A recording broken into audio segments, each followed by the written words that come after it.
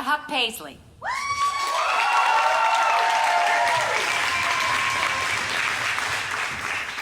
Sounds of the Sea. Spotlight on an ornate wooden box. Clay enters. She's 17 and in her forehead is an empty keyhole. She looks out into the audience. The colors of a sunset illuminate her face. She takes a deep breath. Sounds stop abruptly. Lights out. Lights up on the interior of a log cabin. Father sits punching numbers in a machine. Ivan, 15, sits at a pottery wheel crafting a bowl. In both of their foreheads is a keyhole and an elaborate metal key.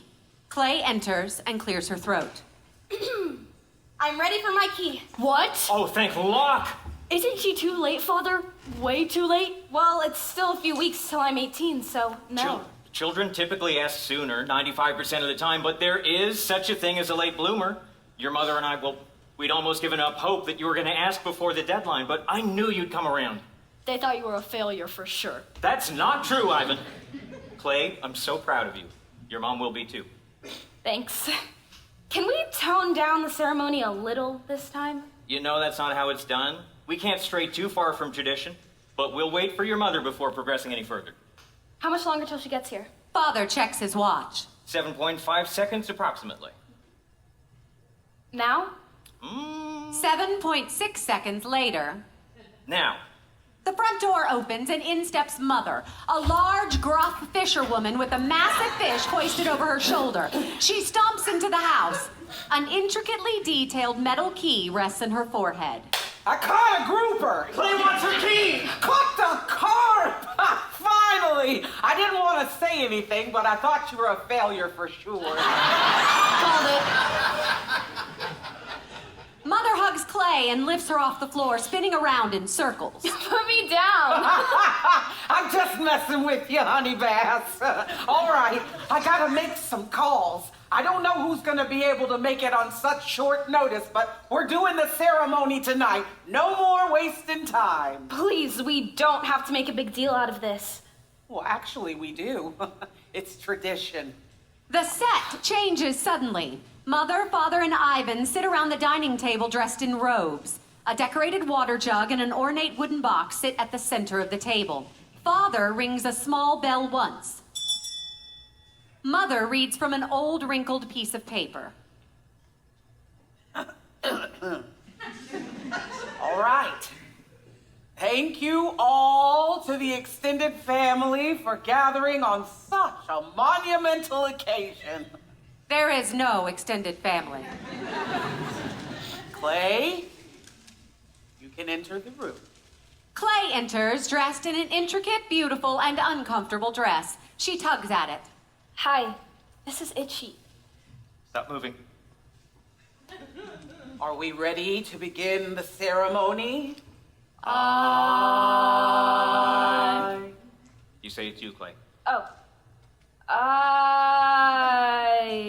Okay. Drink from the water of life. Clay takes a sip of the jug. This is from the sink. Just say the words. I'm ready for my key. Father motions to Clay, and she rings the bell loudly. Sorry. Do you feel confident that you will accept your purpose and use it to support our family, no matter what that purpose will be? I do. Ivan rings the bell at the correct volume.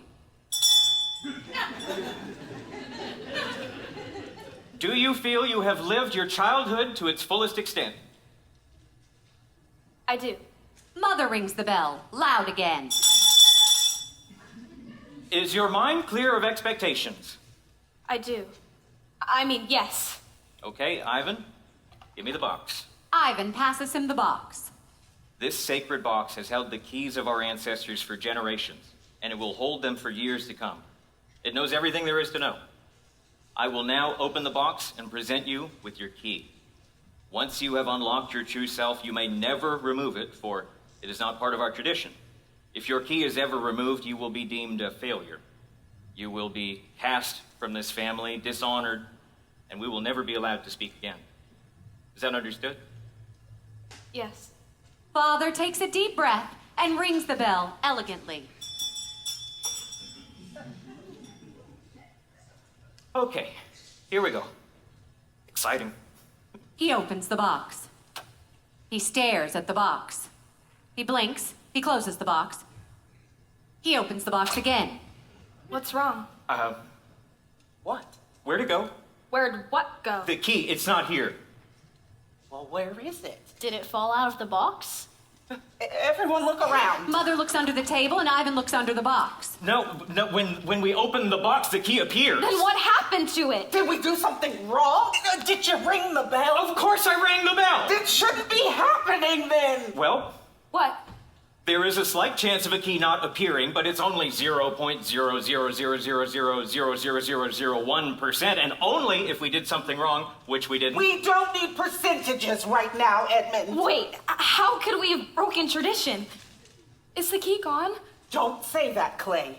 It's around here somewhere. We just have to look. That's just not realistic. If it were anywhere, it would be in the box. Oh, my luck, what do we do? The door opens and in walks Great Uncle Shush and Great Aunt Betsy. Happy Key Day!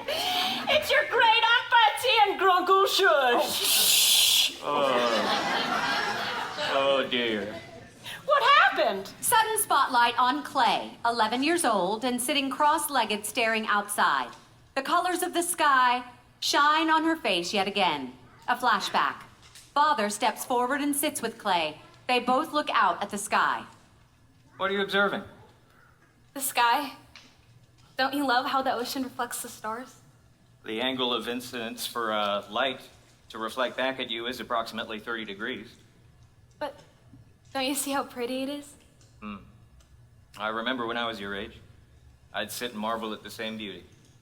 At the sky and the earth colliding and the glowing colors of the sunset. You don't anymore? I still look, but I have other business to attend to now. I have my purpose. What's your purpose, Father? Numbers, calculations. Math. You may hate it, but it's very important. Without me, Mother wouldn't know how many pounds of fish to catch to survive the winter. She wouldn't know how much we need to sell at the market to pay for the fuel for our lamps and our fire. Fishing is Mother's purpose. Yes, What's my purpose? you can only know when you get your key. Father, when I get it, will I stop looking at the beauty in the stars? I suppose you will, but it'll be a good thing. It is important to fully devote yourself to your work, and while it is tough to let go of your childhood wonder, it is a step that everyone must take. That's the way it has always been. You can appreciate it now. Feel the quiet and calm of your youth. Be present in the moment. Clay's eyes close. Back to the present. What? In all my years, I have never seen anyone lose a key. I thought I raised you better, Edmund. Did we not raise him better, Shush? Shh! This isn't my fault. Well, someone must be to blame. This living room really isn't set up to ceremonial standards. What's wrong with it? It's cluttered and it smells like fish. You're not helping. I'm making useful observations. Please stop fighting. You'll stay seated, Clay. If you don't want to be the laughingstock of this town, and fix the strap on your dress. That's a girl. Now don't move. Since Clay hasn't stood up, the ceremony is not complete. We're gonna run the ending again, this time with my supervision. But I've done all the calculations, and we did everything right. Can I step outside for a second? No! Don't speak, Clay. It's not like you've seen your key and put it back.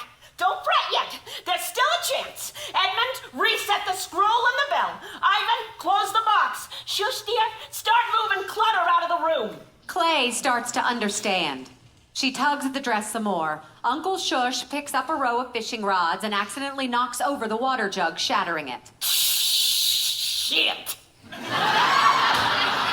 That was my best picture. Everyone stop. Stay put, Clay. No, not if everyone's acting like this. I don't have a key. You don't have one now, that's for sure. No, you don't understand. I know I don't because I already looked in the box.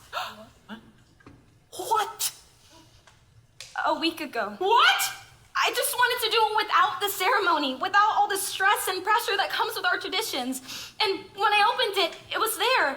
It was made of iron. It was cold and intricate. And beautifully terrifying. And so I put it back, and I guess I broke the magic. Oh my lot, Clay.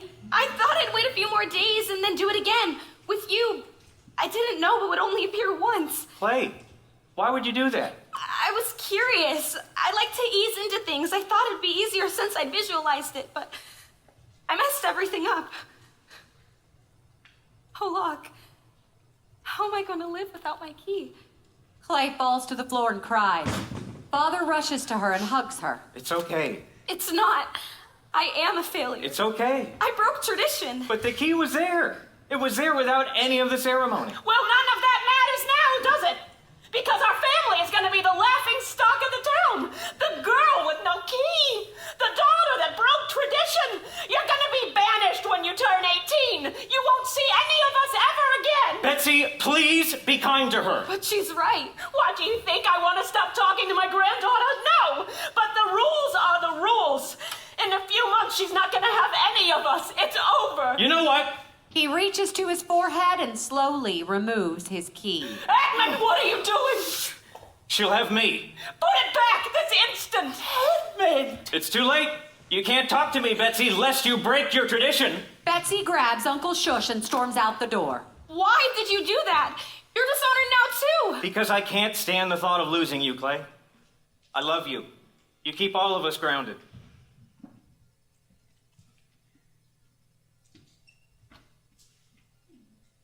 But what about your purpose? I still have the skill. Numbers are in my bones, my blood, my DNA. But it feels like a weight has been lifted from my shoulders. We get so caught up in our traditions that we lose sight of who we are besides them. I'm done.